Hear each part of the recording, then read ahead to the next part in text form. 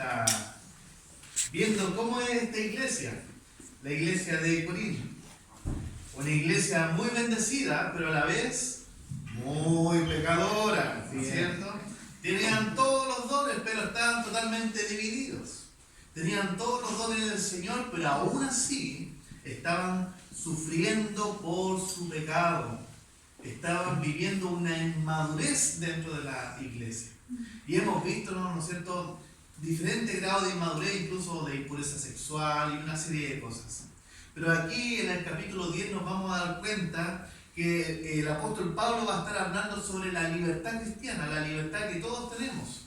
Cuando llegamos a los caminos del Señor, estábamos esclavizados por el pecado, pero cuando llegó Cristo a nuestra vida, nos libertó. ¿Cierto? Y hoy día podemos decirle, Abba Padre, a nuestro Señor. Ya no somos enemigos, sino que somos amigos, hijos, su iglesia. Por lo tanto, ¿hasta dónde llega nuestra libertad cristiana? ¿Hasta qué punto podemos obrar?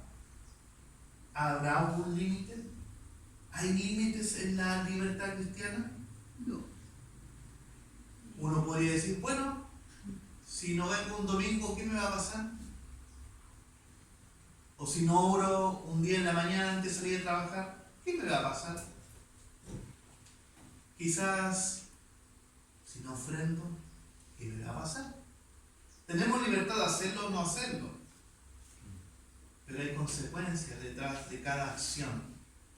Y eso es lo que Pablo nos va a estar diciendo. Fíjense, todo lo que hacemos, que sea para la gloria del Señor. Entonces, ese es el punto central de esta predicación. Que todo lo que vamos a hacer, que estemos pensando, ¿será lo que estoy haciendo es para la gloria de Dios? Bueno, esperemos que sea así. Vamos a leer juntos, ¿no es cierto?, la palabra del Señor. Vamos al versículo 23 y 24, donde vamos a estar reflexionando en esta mañana. Fíjese lo que nos dice. Estoy leyendo la Biblia de las Américas. Todo es lícito, pero no todo es de provecho. Todo es lícito, pero no todo edifica. Nadie busque su propio bien, sino el de su prójimo. Es interesante porque Pablo ya nos ha estado viendo, ¿no es cierto?, y hablando sobre hasta dónde nos llega nuestra libertad. Y claramente en el versículo 24 nos dice la respuesta, hasta dónde llega nuestra libertad. Nuestra libertad es hasta cuando yo le hago mal a mi prójimo.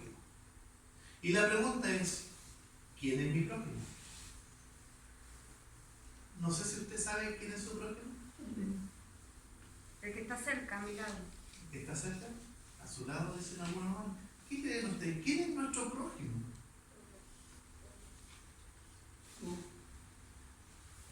Hay siempre algunos problemas frente a esto, y ya nuestro Señor Jesucristo nos ha estado hablando en su palabra, en los evangelios, y justamente cuando Jesús se encuentra con un escriba, un fariseo, un saduceo, ahí en la línea, ¿no es cierto?, de toda esta identidad, ¿no es cierto?, de Israel, de liderazgo, y le hacen esta pregunta: ¿qué debo hacer para heredar la vida eterna? Y le preguntan, ¿no es cierto?, y Jesús le responde, bueno, ¿qué será? ¿Cómo lo debemos hacer? Y el hombre dice, bueno, yo creo que cumpliendo la ley, ¿no es cierto? Cumpliendo la ley, ¿no es cierto?, adorando al Señor y respetando y amando a nuestro prójimo. Jesús le dijo, bien has dicho, bien has dicho. Y va este fariseo y dice, pero ¿quién es mi prójimo? Y Jesús le da una parábola. No sé si se acuerdan, la parábola del buen samaritano. Y Jesús le dice, bueno, había un hombre que descendió a Jerusalén y resulta que vinieron y le pegaron. Lo dejaron muy mal. Lo dejaron tirado en el suelo, machucado. De repente apareció el sacerdote, lo miró y pasó de largo. Vino un segundo personaje que era un levita. Lo miró y siguió de largo. ¿Pero quién apareció en la escena? Un samaritano. Un hombre despreciado por el pueblo judío, apartado, ¿no es cierto?, de sus tradiciones. Y resulta que este hombre lo miró y tuvo misericordia de aquel hombre. Dice que vendó sus heridas, lo sanó con aceite y lo llevó a un lugar para que lo tuviera, ¿no es cierto?, en esa noche. Y le dijo ahí al encargado de ese lugar que todo lo que él pidiera y todo lo que él gastara, él se lo iba a pagar. Jesús le pregunta, ¿no es cierto?, al fariseo: ¿quién hizo lo bueno? ¿Quién es el prójimo? Y él dijo: el samaritano. Dice Jesús: ve y haz tú lo mismo. ¿Quién es el prójimo entonces? ¿Quién es nuestro prójimo? El próximo, dice la Lisita acá. ¿Ah? Es interesante porque ¿por qué Jesús no responde rápidamente? El prójimo es todos tus hermanos, cualquiera que está al lado tuyo. No dice eso. Jesús dice: bueno, cualquier persona del mundo es tu prójimo. No dice eso. E incluso pasaron los líderes religiosos por ahí y nos dijo: ellos son tus prójimos. El prójimo es el que hace el bien. ¿Quién hizo el bien con el que estaba? El samaritano. Entonces, fíjese, en la mente judía, por ningún motivo iba a ser mi prójimo ese hombre. Pero ese hombre le demostró al líder religioso que sí es su prójimo, porque hizo el bien. Es su hermano también. Es interesante, porque muchas veces no entendemos muy bien quién es nuestro prójimo. Nuestro prójimo es el que está conmigo, el que hace bien dentro de su pueblo. El prójimo mío no es el que adora a Satanás. Él no es mi hermano. Yo tengo que orar por él para que se convierta, pero no es mi prójimo. Mi prójimo es el que está conmigo. Fíjese lo que dice lo que dice Corintios. Volvemos ya con esa actitud, ¿no es cierto? Ese pensamiento. Nadie busque su propio bien, sino el de su prójimo. ¿En qué contexto está hablando Pablo? ¿A quién está diciendo estas cosas? ¿Al aire? ¿En la feria? ¿A la ciudad? A la iglesia. Por lo tanto, la iglesia debiera entender quién es su prójimo. Y si usted se empieza a mirar unos a otros, está hablando de usted. Usted es el prójimo del otro. Yo soy su prójimo. Usted es mi prójimo. Somos los que estamos dentro de la iglesia, donde tenemos que hacernos el bien. Y ese es el meollo de todo esto.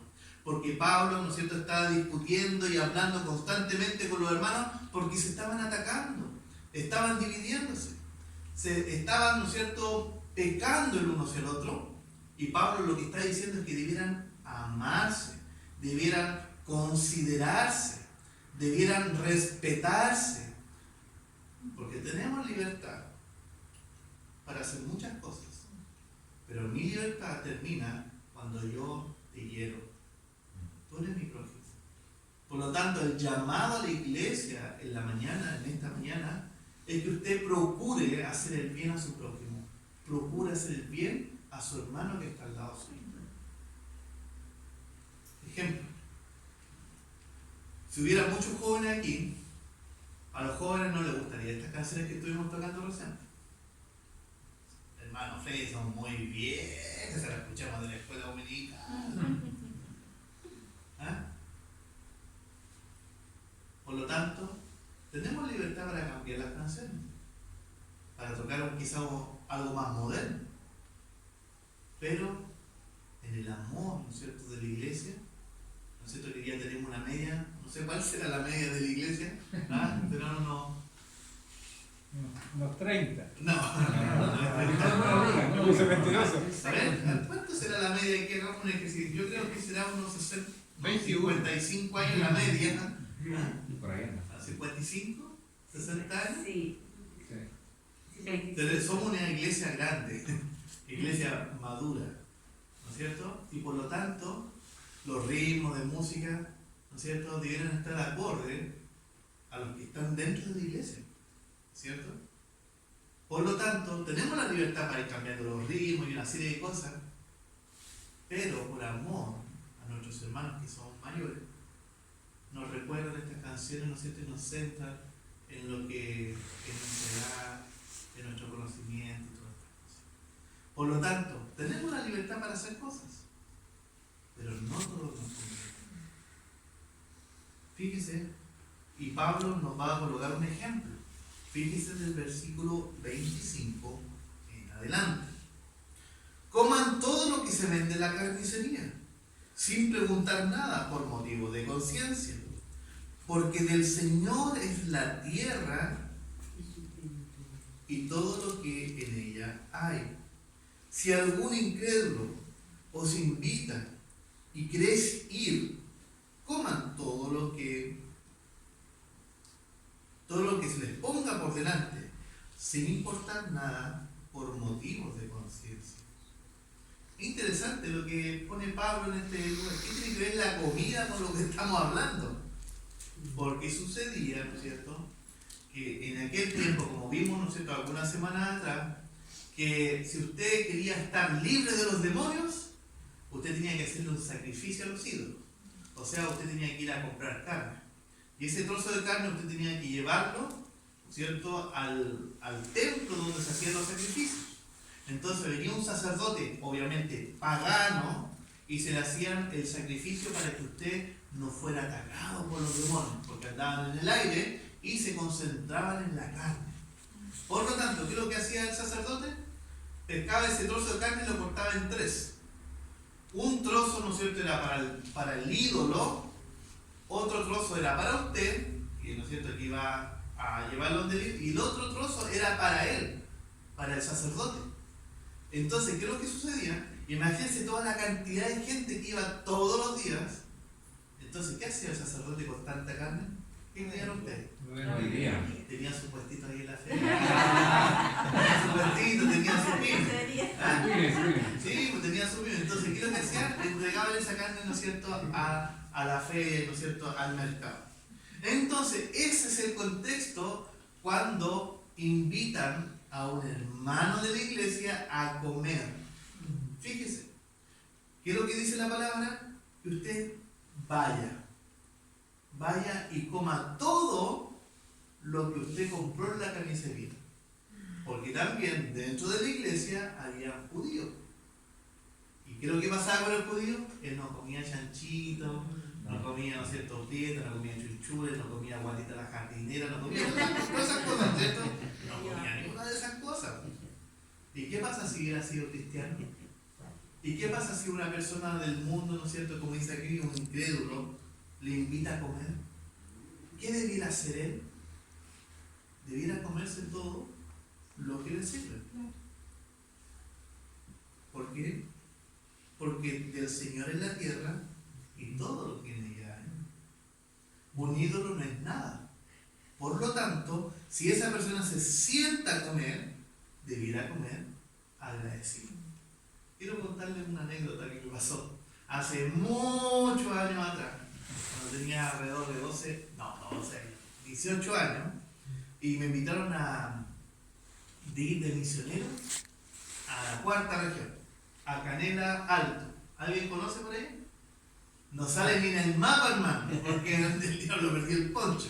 Fuimos para allá lejos, para adentro, casi llegando, ¿no es cierto?, a Argentina, y resulta que andábamos evangelizando y llegando tratados y hablando con la gente, y las casas quedaban muy lejos, obviamente en el campo, ya las casas son muy lejos. Y resulta que ya nos dio el mediodía. Y una persona nos dijo: así que ustedes son cristianos, mira, yo también soy cristiano, pasen a almorzar conmigo. Y bueno, andábamos con nación diente, andábamos de la mañana, no tomamos ni desayuno, porque había que sufrir. Este era el eslogan. Había que sufrir por el evangelio, así que no había desayuno ni nada. Ya, uno se imagina que el almuerzo es como de la ciudad, pero el almuerzo no era como de la ciudad, ¿no? Bueno, esta persona vivía en una casa, ¿no es cierto?, hecha de adobe, donde no hay ventanas, solamente una puerta, y uno entra y está muy oscuro adentro y todo. Cocinan, duermen, todos dentro de una misma mesa. Entonces, ya pues, nos sentamos a la mesa y empezó a mezclar hartas comidas, ¿no es cierto? Y dentro de toda la comida que había pescado así, jurel, con huesos, papas, cebolla y queso cortado en cuadritos de cabra. Eso es lo que nos sirvieron. Pero eso no es el problema. El problema es que adentro estaba tan lleno de moscas, tan lleno de moscas, mis queridos hermanos, que cuando yo estaba sentado ahí no podía creer que para buscar un trozo de pan había que hacerle así a la mosca para que saliera. Imagínense el plato, obviamente con el jurel, ¿no es cierto? El jurel trae, ¿no es cierto?, la mosca y todo eso. Y más encima me sirvieron un pedazo de queso de cabra ahí para que yo comiera con eso. Hermano, ¿qué cree usted que pasó conmigo? No se lo comió. Hermano, no me lo podía comer. No me lo podía comer. No me lo podía comer. Tenía tanto asco.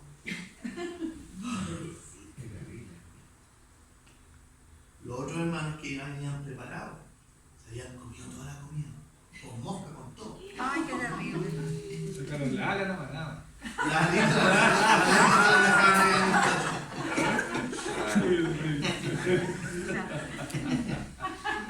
Y yo miraba a mis compañeros. Come. No podía comer. Y la hermana me dijo, ¿no le gustó? Ah, ¿Qué hago, Señor? ¿Qué hago? Y me lo tuve que comer. A pura carne. Eso me enseñó algo. Pero el pancito con queso de cabra. Sí, pero con mosquitas. Eso me enseñó algo que, obviamente, que por amor a nuestros hermanos que nos sirven la comida, debiéramos hacer. Bueno, estamos misionando, entregando el mensaje del Señor. Entonces, obviamente que hay que prepararse y todo eso, pero las personas que te sirven comida es parte, ¿no es cierto?, del cariño que te demuestran. Las personas, ¿no es cierto?, que cocinamos, que nos gusta cocinar, nos gusta que nos digan, oye, que te quedó rico la comida, que te quedó rico el asado, que te quedó rico los porotos, no sé. O el qué que quisiste, qué bueno. Pero cuando uno dice, no, está mal. No, ¿cómo se siente usted? Se siente mal. Lo que hay detrás de todo esto es que el Señor nos está llevando a un grado de madurez. Porque finalmente lo que va a estar hablando Pablo es que todos tenemos que hacerlo para la gloria de Dios por amor hacia el perdido. Por amor, ¿no es cierto?, a aquella persona que aún no conoce al Señor. Porque fíjese en el versículo 31 al 33, porque estoy avanzando un poquito rápido. Dice, entonces ya sea lo que comáis o bebáis, o lo que hagáis, cualquier cosa, hacedlo todo para la gloria de Dios. No sea motivo de tropiezo ni para judíos, ni para griegos, ni para la iglesia del Señor. Ser mañoso en ese sentido es un problema. Si usted quiere ir a una casa, ¿no es cierto?, y lo invitan a su casa, a esa casa, y usted quiere evangelizarlo, deberá comer, ¿no es cierto?, todo lo que le sirva. Ayúdame con esto, porque si alguien me invita a comer un guatito de la caminera, yo no puedo comerme eso, pero por amor a la hermana o al hermano que quiero ganar al Señor, debiera hacerlo. Y aquí quiero ponerle otro ejemplo en nuestra libertad cristiana.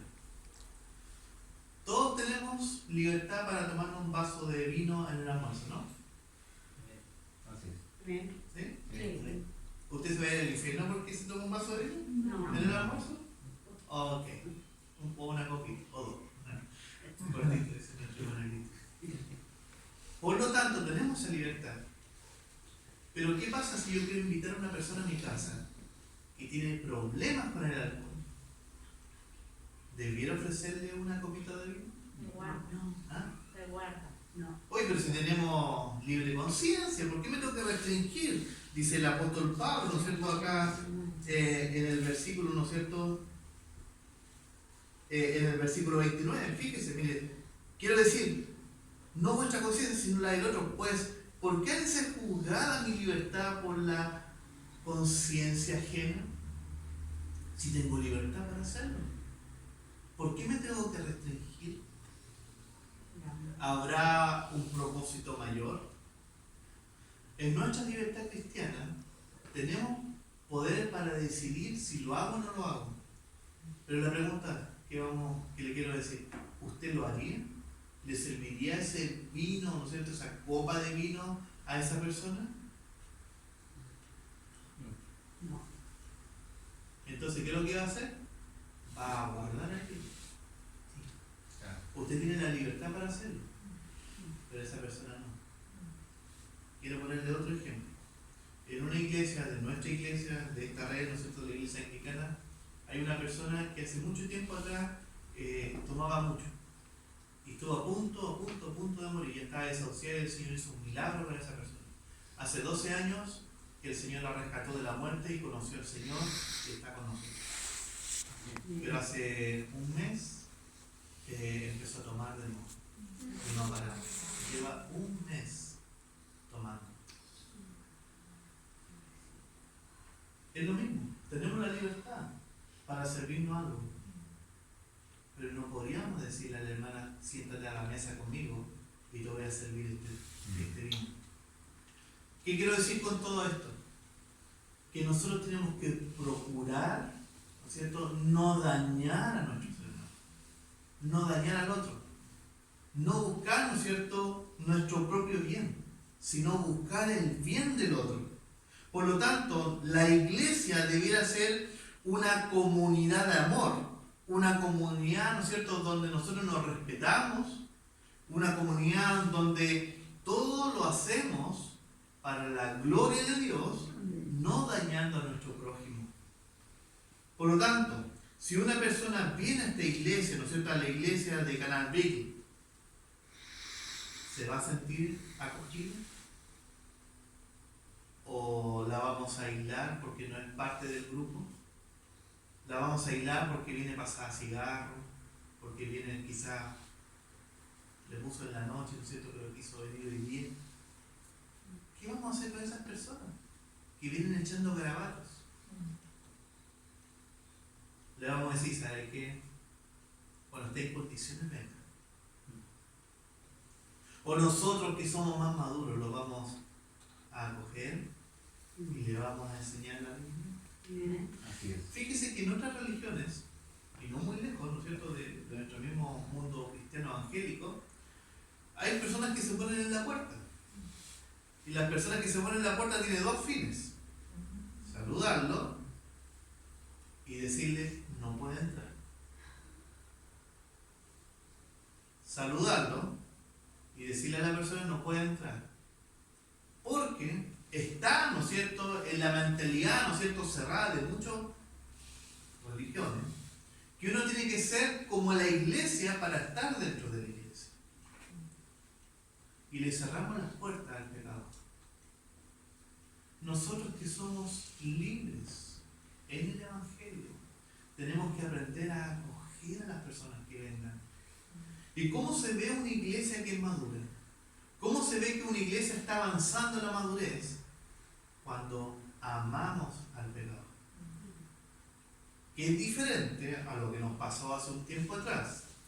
Que había una persona que se había metido, ¿no es cierto?, a la iglesia y que estaba poniendo una carpa. Acá supo eso, ¿no es cierto? ¿Sí? No se está enterando recién. ¿Ya? Vino una persona, estaba, ¿no es cierto?, se puso ahí y había unos vecinos, ¿no es cierto?, que la ayudaron a colocarse acá adentro y todo el asunto. Y después alegaron los vecinos diciendo, pero si ustedes no son cristianos. Pero fíjese, es diferente. Porque nosotros cuando queremos entregar el Evangelio, queremos amar a las personas. Pero también nosotros no somos una comunidad, ¿no es cierto?, ¿cómo lo podríamos decir? Terapéutica, ¿no es cierto? Porque estas personas que son drogadictas tienen que pasar un proceso médico. ¿Se entiende? Y por lo tanto, no estamos negando el amor al prójimo, que ponga la carpa ahí, que viva ahí, sino que estamos orando por esa persona. Quizás había que ayudarla en diferentes situaciones, pero según lo que se conversó con Carabineros, esta persona no quiere y se arranca de todos estos centros. Sí. Entonces es difícil ayudar. Sí. El problema es que la gente nos juzga diciendo, oh, ustedes no son cristianos, ustedes deben hacer esto. Pero ojo, hay que tener cuidado. ¿Quién es nuestro prójimo? Y aquí surge de nuevo la pregunta. ¿Quién es nuestro prójimo? Hay que hacer el bien, sí. Procurar, ¿no es cierto? Pablo dice, el ayudar a todos, pero sobre todo a la comunidad de la fe. Por lo tanto, Pablo tiene eso en mente. Finalmente, como bien dice el apóstol Pablo en el capítulo 11, versículo 1, cuando terminó, sed imitadores de mí, como también yo lo soy de Cristo. Pablo es un arrogante. Pablo es eso. ¿Quién puede decir, imítenme a mí como hago yo a Cristo? ¿Qué pasaría si yo le dijera, ¿sabes qué, hermano? Imítenme a mí como yo a Cristo.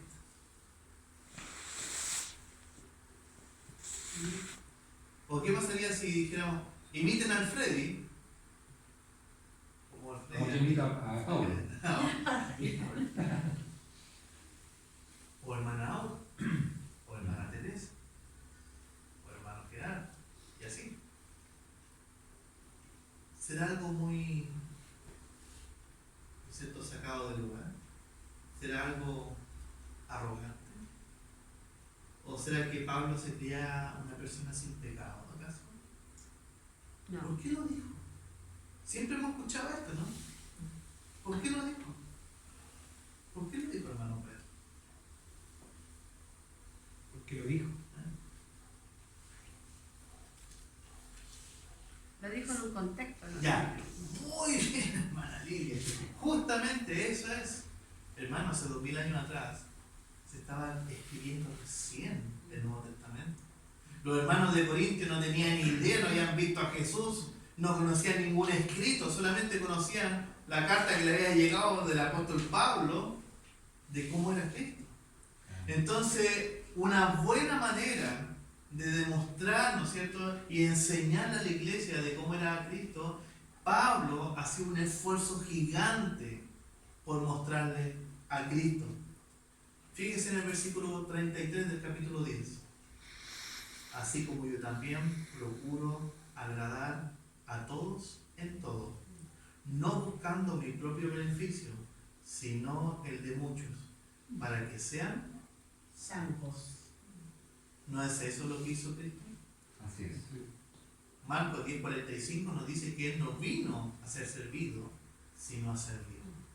¿No es acaso eso lo que hizo el apóstol Pablo con los corintios? De ayudarles, de procurar agradarlos, de procurar decirles lo que era bueno y lo que era malo, seguir los pasos de nuestro Señor Jesucristo. Por lo tanto, eso tenía un fin. El fin era que ellos sean salvos. Hermanos, para concluir, nosotros tenemos una libertad cristiana, pero nuestra libertad cristiana termina cuando daño a mi hermano que es menor, que viene llegando, ¿no es cierto?, recién al Evangelio. Por lo tanto, ¿qué es lo que tenemos que hacer nosotros? Restringir nuestra libertad por amor Por amor. a los perdidos. ¿Tienes libertad? Tenemos la libertad. Pero ¿qué es lo que nos dice el apóstol Pablo? Lo vamos a restringir por amor hacia los perdidos. O sea, niégate a ti mismo. Una vez más con esas palabras, ¿no es cierto? Niégate a ti mismo. Y aquí quiero hacerte una pregunta para terminar. ¿Cuáles son esas cosas que te cuesta negarte? ¿Cuáles son esas cosas diarias o de la iglesia que te cuesta así como soportarlas, negarte? ¿Cuáles serán? Piensa un momento.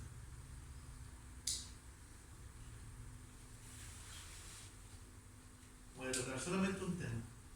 Cuando te hablan de política, ¿te puedes quedar callado o no te puedes quedar callado? Cuando no están de acuerdo contigo en un punto, puede ser de la política, puede ser cualquier cosa, ¿te quedas callado o ofendes? O tratas de imponer tu punto.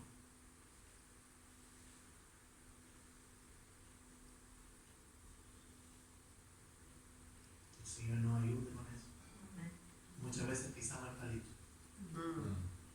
Y cuando pisamos el palito, causamos división. No es negar la verdad, sino que por amor al quizás que no conoce mucho y no conoce del Evangelio, tenemos que ayudarlo, ¿no es cierto? Y negarnos a nosotros mismos. Vamos a orar. Le vamos a decir al Señor, Señor, tú esta mañana nos has estado enseñando de que necesitamos negarnos a nosotros mismos por amor al que viene llegando nuevo. Nos pusieron un ejemplo, ¿no es cierto?, de la comida y una serie de cosas. Pero la pregunta siempre para saber si estamos haciendo lo correcto es si lo que estoy haciendo busca la gloria de Dios o busca mi comodidad, busca mi egoísmo, o me pongo yo primero. Señor, en esta hora, Padre, cuando tú hablas a la iglesia, Señor, siempre nos incomoda porque somos pecadores y siempre buscamos nuestro bien, buscamos nuestra comodidad, siempre lo hacemos. Pero Padre, muchas veces nos equivocamos, especialmente con aquellas personas que estamos evangelizando o personas, Señor, que vienen por primera vez a la iglesia. Mostramos, Señor, nuestro egoísmo. Padre, somos tan imperfectos y necesitamos tanto de ti. Pablo hacía un esfuerzo gigante para mostrar a los corintios que se fijaran en él, porque no te conocían. Pero nosotros tenemos toda la palabra. Tenemos 4 evangelios para ver cómo eres tú, Señor. Por lo tanto, nos fijamos en ti en esta mañana y queremos, Señor, ser como tú. Ayúdanos, Señor, porque todas nuestras decisiones, Señor, siempre tenemos que preguntarnos, ¿esto lo que estoy haciendo es para tu gloria o es para mi beneficio? Ayúdanos, Señor, como papá, Señor, como mamá, como abuela, Señor, como trabajador. ¿Lo estoy haciendo, Señor, para tu gloria o para mi beneficio? Ayúdanos, Señor, para tomar buenas decisiones, Señor, y no herir a nuestros hermanos. Y si alguno, Señor, ha herido, Padre, bueno, hoy día es el día, Señor, también para pedir perdón. Nos vamos a acercar a tu mesa, Señor, porque tú quieres comer con nosotros, Padre. Y por eso, Señor, te pedimos una vez más que tengas misericordia con nosotros. Necesitamos mucho de ti, necesitamos parecernos a ti, para que el mundo, Señor, cuando vea la iglesia y estén al vivo, quieran venir y estar aquí, porque los hermanos se aman, se respetan y no buscan el bien propio, sino que buscan